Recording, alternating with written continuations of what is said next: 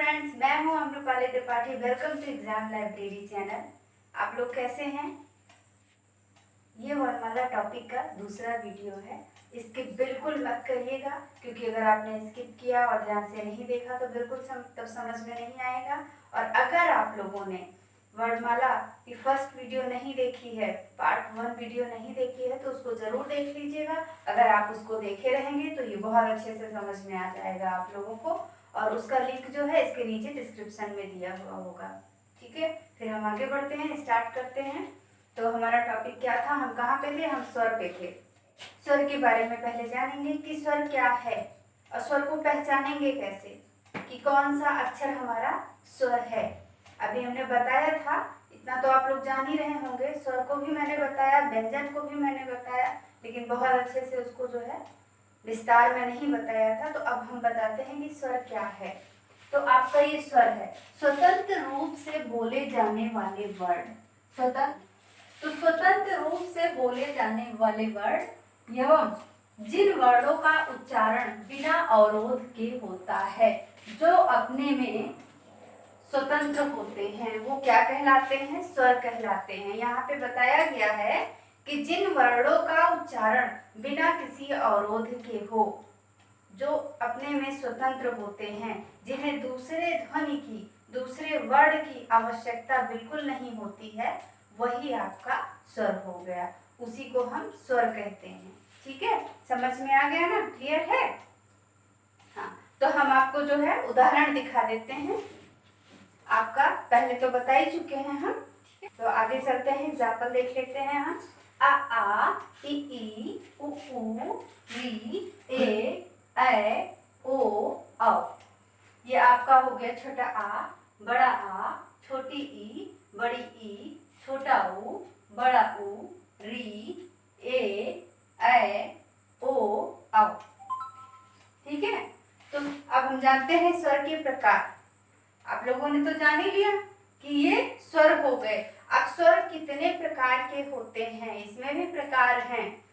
आपके एग्जाम में ये भी आ सकता है, स्वर कितने प्रकार के होते हैं, ऑप्शन में दे दिया जाएगा 2, 3, 4, 2, 1, कुछ भी दे दिया जाएगा। तो आपको उसमें जो है सही ऑप्शन चूज करके आपको टिक करना होगा। ठीक है, तो हम जानते हैं स्वर कितने प्रकार के होते हैं। तो आपके स्वर जो है 3 प्रकार के होते हैं, ह्रस्व स्वर, दीर्घ स्वर, प्लुत स्वर। ह्रस्व स्वर, दीर्घ स्वर, प्लुत स्वर। अब ह्रस्व स्वर के बारे में जानते हैं हम। उच्चारण में कम समय लगता है। ह्रस्व स्वर वही है जिसके उच्चारण में बहुत कम समय लगता है। यानी कि हम अब इसमें से जो है, आप इसमें से कम समय किस में लग रहा है? आ में। आ। अब आपने अपने मुंह से खुद जो है आप उच्चारण करिए कि इन वर्णों में, इन अक्षरों में किसमें कम समय लग रहा है। तो आपका आ इसमें ज्यादा वक्त लग रहा है, ज्यादा समय इसमें लग रहा है।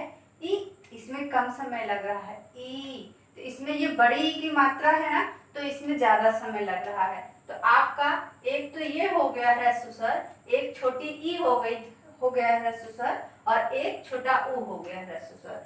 ये आपके ह्रस्व स्वर हैं। छोटा तो आपका ये हो गया छोटा आ, छोटा ऊ, छोटी ई। इसमें बहुत ही कम समय लग रहा है, तो ये आपका ह्रस्व स्वर हो गया। ठीक है, अब इसमें बिल्कुल कंफ्यूजन वाली तो बात है नहीं, समझ में तो आ ही गया होगा। फिर हम देख लेते हैं दीर्घ स्वर। अब जिन अक्षरों में ह्रस्व स्वर से अधिक समय लगता है, यानी कि 2 मात्राओं का समय लगता है, जिनके उच्चारण में ह्रस्व स्वर से अधिक समय लगता है, उसको हम दीर्घ स्वर कहते हैं। जैसे दीर्घ स्वर, आपका ये बड़ा आ था ना, तो बड़ा आ में आपको समय लग रहा है बोलने में, तो आपका ये जो है आपका दीर्घ स्वर हो गया।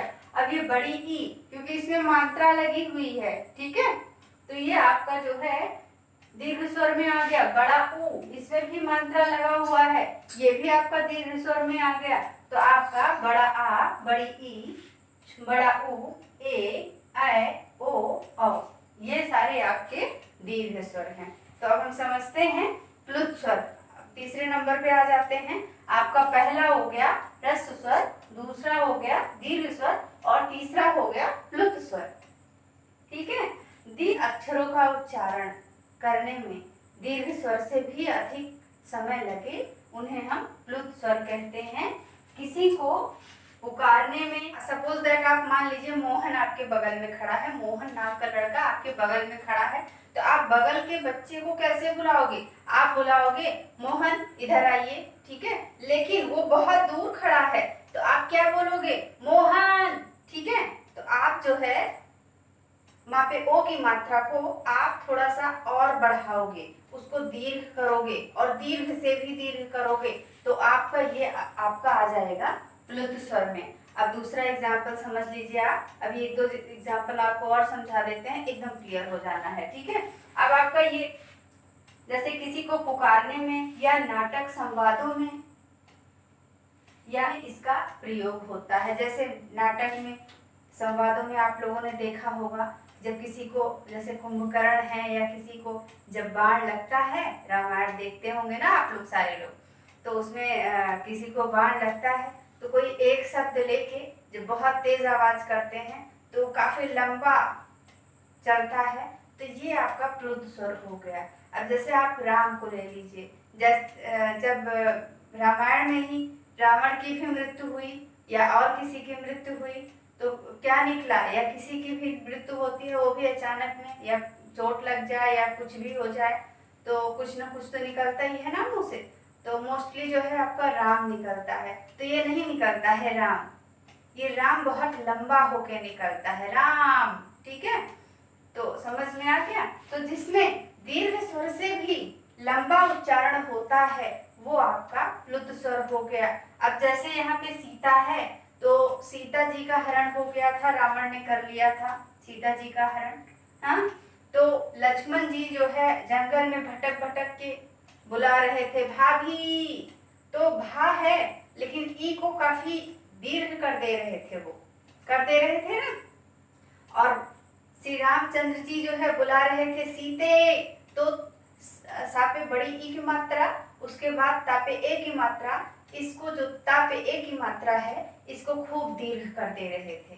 ठीक है, सीते, तो ये आपका प्लुत स्वर में आ गया। अब जैसे राधा है तो इसी तरीके से कोई भी जो है, जैसे आप किसी को बुला रहे हैं, दूर है अभी मैंने बताया, तो अगर किसी भी वर्ड का उच्चारण दीर्घ से भी दीर्घ हो रहा है तो वो आपका प्लुत स्वर हो गया। हाँ, तो फ्रेंड्स हम आगे बढ़ते हैं, व्यंजनों के वर्गीकरण के बारे में जानते हैं। और अगर आप लोगों को वीडियो अच्छी लग रही है तो लाइक कर दीजिए और वीडियो हम देखते रहते हैं। तो वर्णों का उच्चारण स्थान हम जानते हैं, वर्णों का उच्चारण स्थान का, ये आपका का वर्ग हो गया, का, खा, गा, घा, अंगा। इसमें आप प्लस कर लीजिए ऊष्म व्यंजन का हा।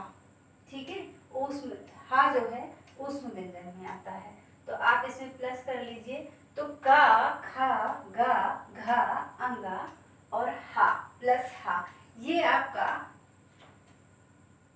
इसका उच्चारण स्थान आपका कंठ है। ठीक है, इसका उच्चारण स्थान आपका कंठ है।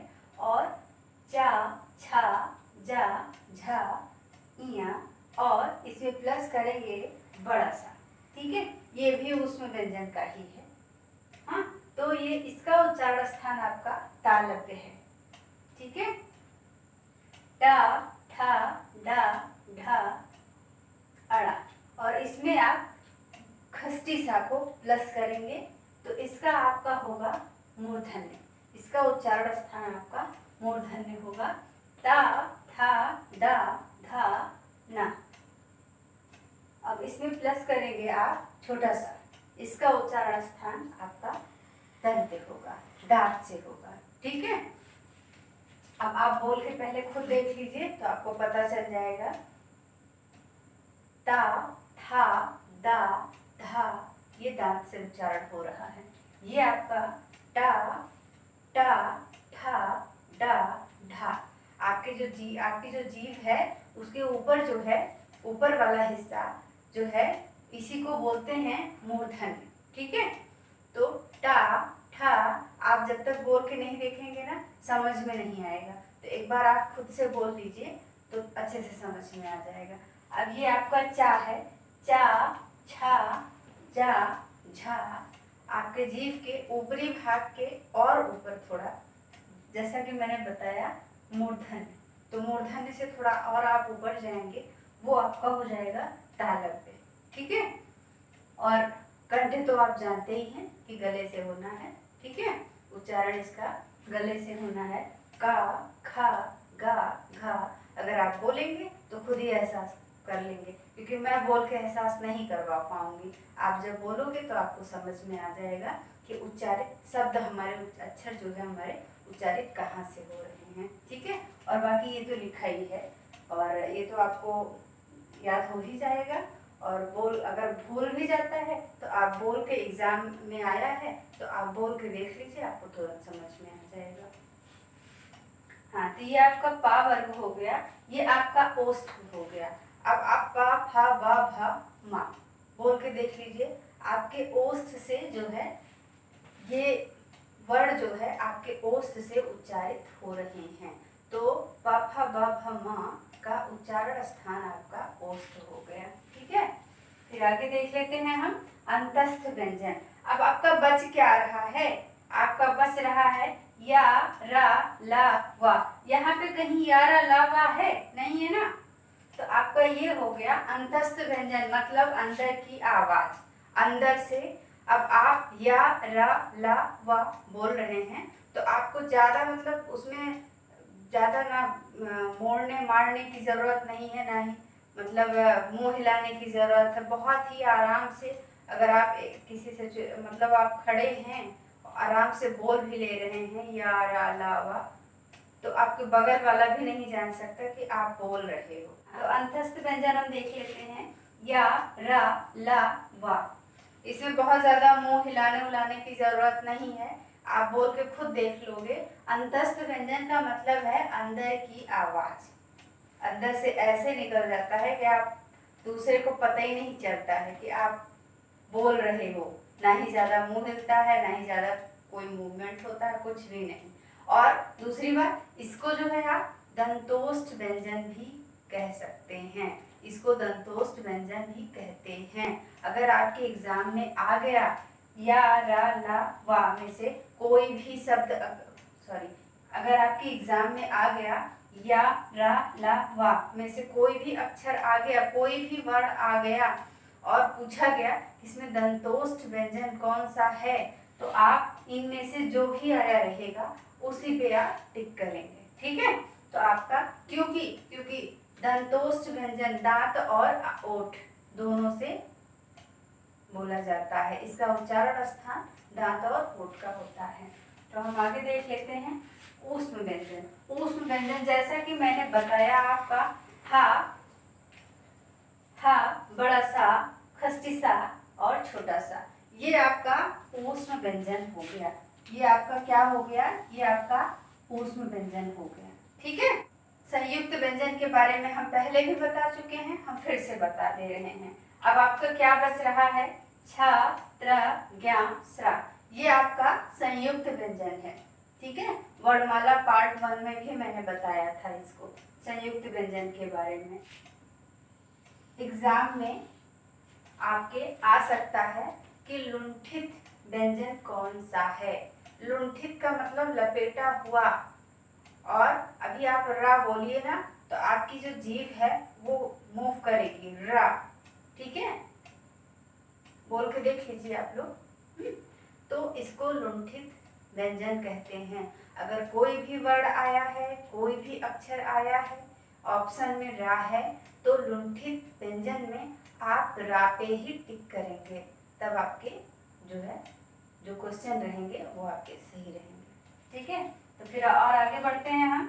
स्पर्श व्यंजन। स्पर्श व्यंजन, स्पर्श करता हुआ, जब कोई भी अक्षर, कोई भी वर्ड स्पर्श करता हुआ निकले तो उसको स्पर्श व्यंजन कहते हैं। तो आप इसमें देख लीजिए, आपका का, चा, टा, ता, पा। देखिए इसमें कोई ट्रिक की जरूरत है नहीं, ये बहुत सिंपल है। इसमें अब हम ये कह दें का, चा, टा, ता, पा, इस तरीके से आप बहुत सारे लोग ट्रिक बताते हैं, तो ट्रिक की जरूरत नहीं है। बस ये याद रखना है कि आपका जो टा टा ता पा वही आपका जो है स्पर्श व्यंजन है। तो इसमें ना कोई जितना मेहनत आप जो है ट्रिक लगाने में करेंगे या ट्रिक से कोई शब्द बना के याद करने में करेंगे, उतना तो आप बस इतना जानना है आपको कि जो है हमारे पहले वर्ग के जो भी वर्ण आते हैं, जो भी अक्षर आते हैं आपके का चा टा ता पा, ठीक है, पा तक, तो आपका ये जो है स्पर्श व्यंजन हो गया। अब स्पर्श संघर्षी व्यंजन, स्पर्श संघर्षी व्यंजन और स्पर्श व्यंजन दोनों एक नहीं है, दोनों में अंतर है, दोनों में अंतर है, ठीक है। अब स्पर्श संघर्षी व्यंजन चा छा जा झा इया।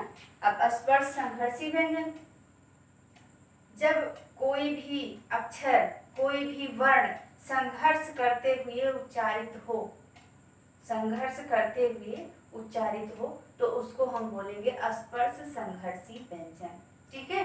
अब आप बोल के देखिए चा, अब आप बोल दीजिए पा, पा फा बा भा मा, कितने आराम से निकल रहा है, लेकिन चा छा जा, ठीक है।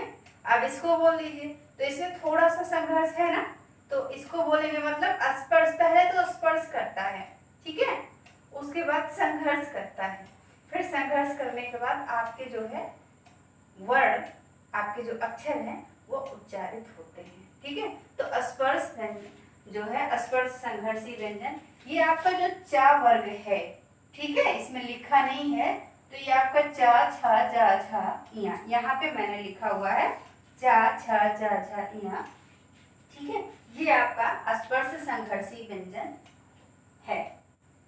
अब आपका ये हो गया ड़ा और ढा, इसको अंगा नहीं बोलना है, ये ड़ा है और ये ढा है, तो इसको बोलेंगे उच्छिप्त व्यंजन, उच्छिप्त व्यंजन, और आपका पार्श्विक व्यंजन ला हो गया, ठीक है। तो एक एक वर्ण है, याद करने में कोई प्रॉब्लम नहीं मुझे लगता है, 1 से 2 बार वीडियो देखेंगे तो आपके माइंड में सेट हो जाएगा, बहुत ज़्यादा किसी में ट्रिक लगाने की ज़रूरत नहीं है। बाकी जो चीज़ें टफ होंगी उसको हम बहुत ही ट्रिक से इस तरीके से पढ़ाएंगे आप लोगों को कि आप लोगों के माइंड में सेट हो जाए और अच्छे से और बहुत कम मेहनत में आपको लर्न हो जाए, हाँ, और बहुत ज़्यादा पढ़ने की भी ज़रूरत ना हो। आप लोगों ने चैनल को अभी तक सब्सक्राइब नहीं किया है तो सब्सक्राइब ज़रूर कर दीजिए, और जैसा कि मैंने पहले भी कहा है लाइक तो बिना कहे कर दीजिए आप, और बेल आइकन प्रेस कर दीजिए। कमेंट करके बताइए कि वीडियो आपको कैसी लगी और कहाँ पे आपको नहीं समझ में आ रहा, जहाँ पे नहीं समझ में आ रहा है, और किस किस टॉपिक पे आपको वीडियो पढ़नी है, तो उस टॉपिक पे जितने भी मैसेज ज़्यादा आएंगे, जिन लोगों के मैसेज कि इस टॉपिक पे वीडियो बनाइए, उसके बाद हम उस टॉपिक पे वीडियो बनाएंगे। जय हिंद, जय भारत। तो मिलते हैं।